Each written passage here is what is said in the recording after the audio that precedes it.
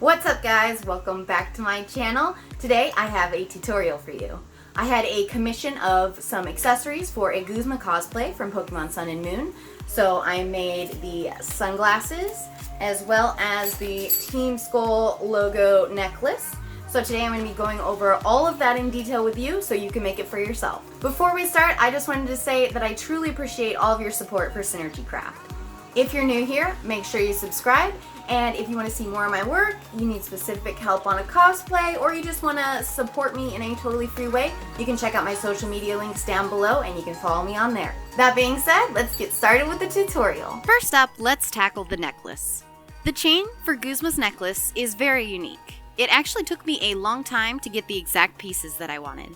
My style of cosplay is to aim for making the piece how I believe it would look if it existed in the real world. I found these really amazing gold stamping blanks from Rose Metal products, and the connector chains are from keychains that I ordered off of rings and things. I used a couple tools to help me maneuver the metal pieces and the jump rings together. It was a pretty simple process, but definitely don't try to do this without at least one of these tools.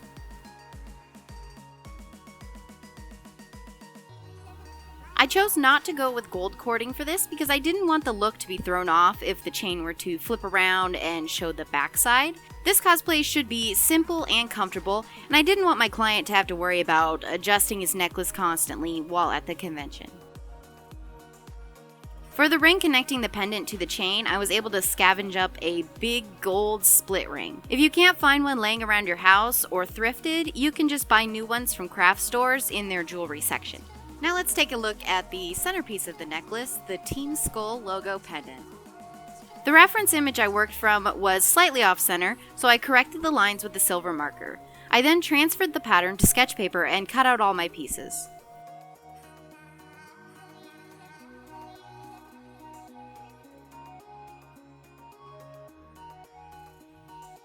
For both the necklace pendant and the sunglasses frames, I'm using 6mm EVA foam. I transferred my patterns to the foam using a silver marker. You can also do this with a white gel pen.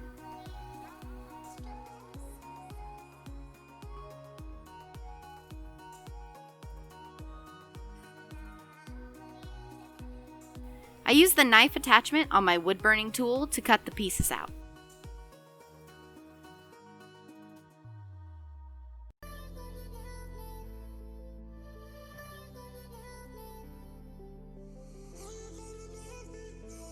Using a high grit Dremel head, I carefully sanded down the hard edges into much softer, clean curves. This step is extremely important in making your finished product look professional and neat.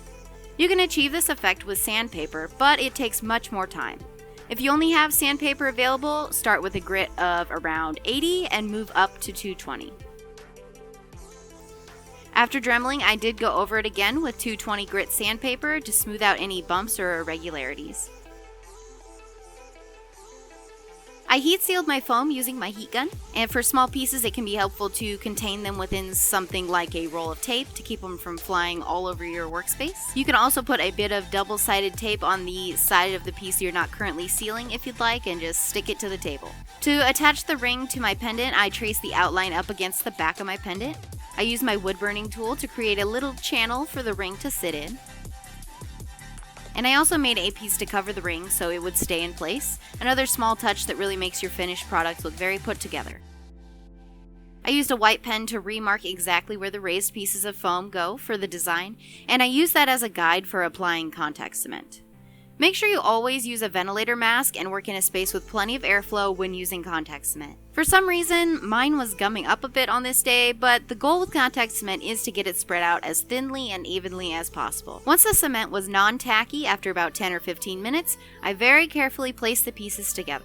I used contact cement on the ring as well, taping off the area that would not be encased in foam as a guide. To prime the necklace, I used wood glue. This is an absolutely fantastic way to prime foam. You want to make sure the wood glue applies evenly and smoothly without bumps or pooling. If you need to, you can add a bit of water to get it on smoothly. I used 3 layers of wood glue here.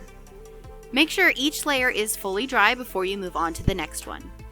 Drying can take quite a bit of time, so I'd suggest having other tasks to keep you busy while you wait. With my wood glue primer applied and dried, I used black acrylic as the base color.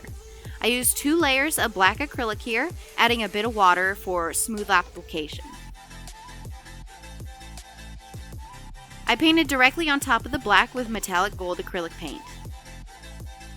It was extremely important to reduce the appearance of brush strokes on this, something that can all too easily keep your piece from passing off as real metal.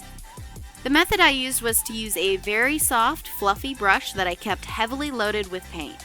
I also mixed a bit of water in with the paint as well. I find that when I'm painting with gold acrylic, the more layers I put on, the nicer and smoother it looks. I didn't worry too much about keeping my gold paint only on where it should be in the final product, as I went back later and cleaned up all the edges with black acrylic again. Finally, I sealed everything with clear coat, which really bumped up the shine and metal look of the piece a ton. I think I used 3 or 4 coats, making sure each layer was fully dry before applying more. For the sunglasses, I patterned out my sunglasses by hand on sketch paper.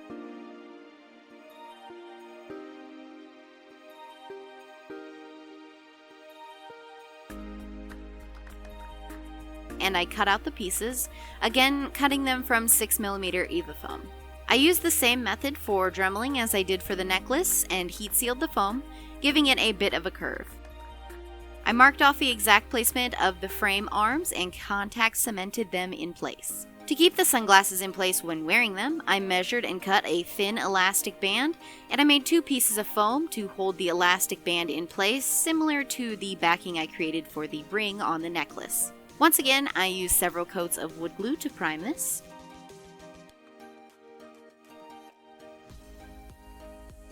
I also used 2 layers of black acrylic here. And of course, multiple coats of metallic gold acrylic.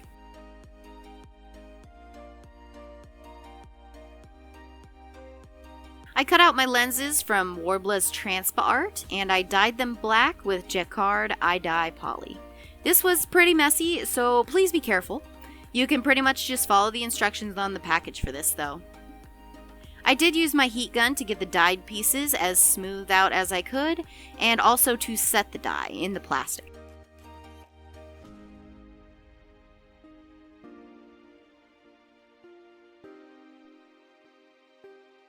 I placed my lenses on my frames and I put a bit of tape to mark the backside of the lens so it didn't get confused.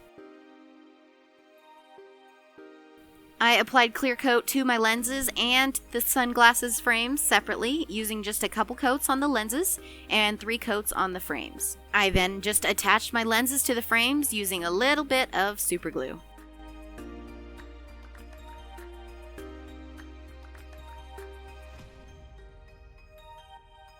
Thank you guys so much for watching. This has been such a fun commission. I'm really excited to see all the accessories together with the finished cosplay. Be sure to leave a like and comment down below if you enjoyed this video. I know I've been pretty spotty with uploads lately and I apologize for that, but I really appreciate you sticking around to check out my work. I've got a lot of videos planned for you coming up, so make sure you subscribe for more cosplay content in the future.